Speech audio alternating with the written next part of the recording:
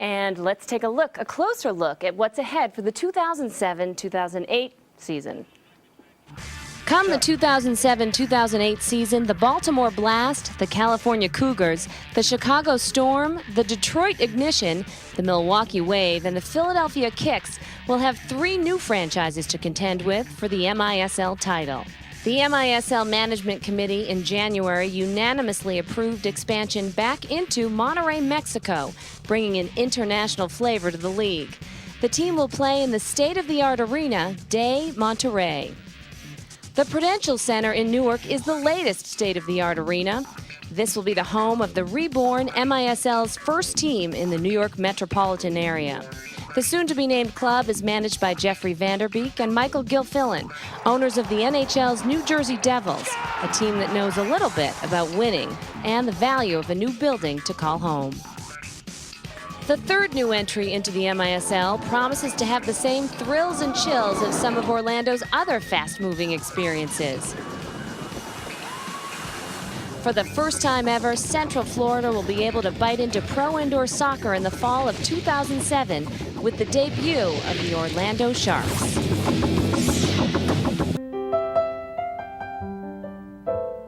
Through the years, Cami Granado has been a pioneer for women's hockey. And it hasn't always been easy. Being the only girl among the boys, she shared the same hopes and ambitions. When Cami was a young girl, she dreamt about playing for the Chicago Blackhawks. Her role models were NHL players. When she came home to share this dream with you, you said, "That's great, honey, but hockey is for boys." Replay that moment for us. What was her reaction when you told her that? When I think back, I did break her heart when I told her. It wasn't so much I told her hockey was for boys. I told her the NHL is for boys, for men. And basically, honey, there's no dream left for you. I couldn't believe my mom was telling me this. Like, of all people, like, she's telling me that I can't do something and that this is the way it was with boys. And I think I cried, and I just didn't understand it. And I wanted to be a boy so bad. At that point, I was just like, this is so unfair. Like, why? Because I'm a girl. Can I not succeed at hockey? And I'm sure I hurt her feelings. I mean, I know I did it. The look on her face, I can remember back, it was like breaking her heart. Well, if you can't beat 'em, join 'em. And that's exactly what Cami did, pretending to be a boy in order to play in youth hockey tournaments. I went under the name Carl because then they wouldn't know, and I wore a baseball hat the whole time and sort of walked with, my head down. Didn't want anyone to know I was a girl. Even though she was as good as the boys, her opportunities as a girl were limited. I did, I think, come to a point when I got a little bit older when I realized that I couldn't go anywhere with hockey. It was a very depressing thought for me to know that my brothers could go on and, play college hockey and, play professional hockey, go to the Olympics, and I couldn't do that. I remember when she went away to college and she first got to play with women, and she was on scholarship, and it was her choice to really play hockey in college as opposed to playing another sport, which she could have done. That was my big dream, to go and get a college scholarship to play hockey. That was sort of the best thing that you could do at that point for hockey. And I know how long and hard she's worked, and I'm very proud of her. And I think that she's due the credit she gets, as are all the other women that have hung in there and made it the sport it is. Cami's dedication has paid off for her and has paved the way for future generations of female hockey players. It's so flattering when a little boy or girl comes up to you and their eyes are sparkling and they ask you for your autograph. It's like, wow, people are paying attention and they're really affected by what we do. And to be a role model and to know that there are little girls that can look at us and say, I want to do that and I want to be like them, it's so exciting for us. It is a disease that has touched every segment of American society, even reaching out to the once seemingly invincible playing fields of sport.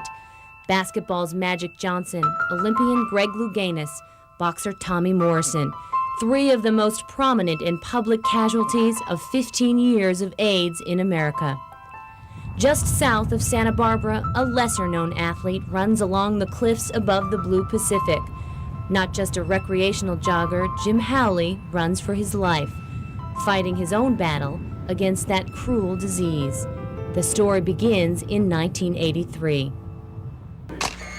The aura of winning has always been associated with Pam McGee. She led the USC Trojans to back-to-back championships in 1983 and 1984. In the 1984 Olympics, she won the gold and gave it to her twin sister Paula, who did not make the team.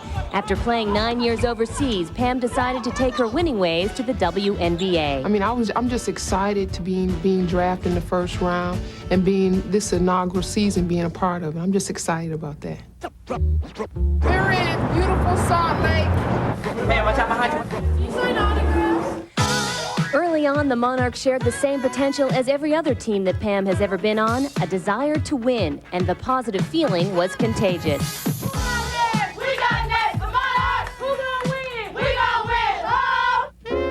But losses soon began to pile up. The Monarchs won only one game in their next 7, and Pam had to face the reality of losing. Well, I mean, we were just, going through a slump or whatever. We were going through. While her team struggled, Pam agonized on the bench. A conflict with head coach Mary Murphy ensued, and rumors about her future began to swirl. Pam McGee is on the trading blocks. I'm at home Sunday night. Just got a phone call from GM coach Mary Murphy. A reality in the profession of professional athletics that people are traded, people are released. She informed me that as of today, I am traded. To whom we do not know. All things happen for a reason, and everything has a purpose. And I just try to stay positive and move forward and be responsible for Pamela. Realizing her value, the Monarchs kept Pam and fired head coach Mary Murphy. While Pam and the Monarchs went through a trying period of losing, it only made them stronger for the rest of the season. It takes a great team to look at adversity and move forward. Y'all, that's the way to play as a team. Everybody, we play together for a change. As she revels in the camaraderie of teamwork, Pam performs for 2 individuals close to her heart. I mean, it's important for me to play for my son. My daughter, she really doesn't understand because she's only 2. But my son is 9, and so when I used to go to the school, it was a punishment. So I did that the other day, and so that punishment is over because now he says, can you come outside and play basketball with us for recess?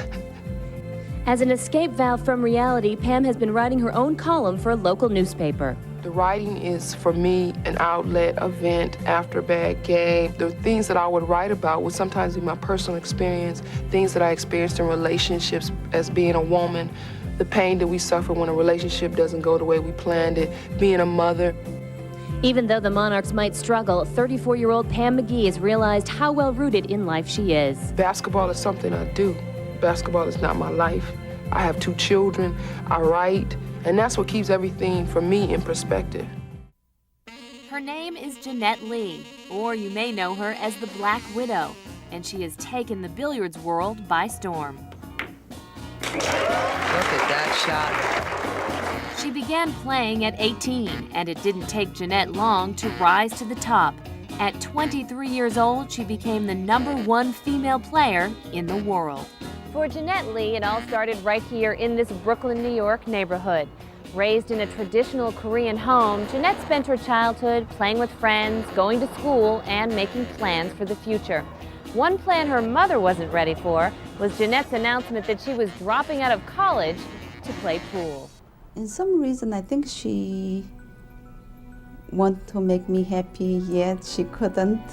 So I think the struggle started. And sometimes she skipped classes and made me concerned. I think that it was very hard because my parents were worried, they were concerned. It wasn't considered like a career type of move. And I was out till 5 o'clock in the morning. I wasn't sleeping well, I wasn't eating right, I wasn't keeping up with, and the fact that I didn't disobey them to disobey them. I disobeyed them because I had to follow my heart. The arguing continued. It was very difficult for Jeanette's family to understand. Of course, I constantly argue with her, and she hated it. And I'm begging her, like, God give you as my daughter, and I have to do my job. Please let me be a mother. Emotionally, it's just so hard because I love my mom. But it just killed me that she couldn't be supportive, and it killed me that she really didn't know that I was working that hard. After leaving school, Jeanette spent most of her time here at LeCue Billiards in Queens, New York. The owners of this club saw something special in Jeanette and allowed her to practice here for free. She played every waking moment until her fingers hurt. According to Jeanette, this is where she became the player she is today. But Jeanette's family was also concerned about something else, her health. Jeanette has scoliosis, a curvature of the spine, which has gotten worse with every shot.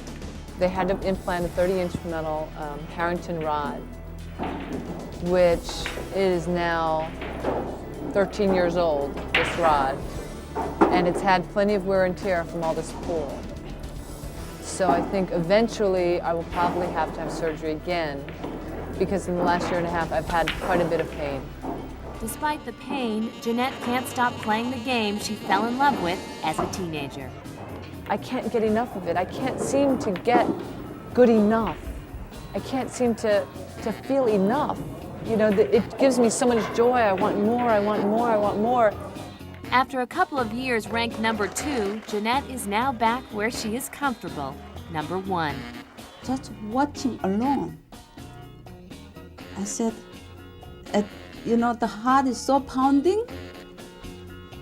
I cannot just bear it just watching how she would feel, because she competes. Of course, everybody wants to win. And I think it's tough. And of course, I'm proud of her. With the support of her husband of 2 years and her family, Jeanette knows she'll be on top for a long time, no matter what she's doing. I want to be an elementary school teacher. I want to be a Sunday school teacher. I want to be a great cook. I want to be a great wife. I want to be a great mom. But I think that I'm going to keep playing for as long as pool makes me happy. She was one of our country's greatest hopes, a 19-year-old golden girl with a smile as big as her dreams. Summer Sanders would be the only American swimmer with a chance to win 5 medals. Some expected all gold. Right now, Summer Sanders is in third. Here comes Lynn Lee, Christina Egerzegi, Lee, and Sanders in that order. Hardly what she had hoped for, but Sanders would have one last chance to win an individual gold. When it came to the 200 fly, I don't think I know it. It wasn't so much, I want this race. It was simply, I want to get through this. Their time to excel is limited. A few short years when the body is at its peak. Strong enough to do the hardest tricks, but small enough to be able to fly. The body still of a child. But at the sport's highest level, the demands and pressures go far beyond childhood.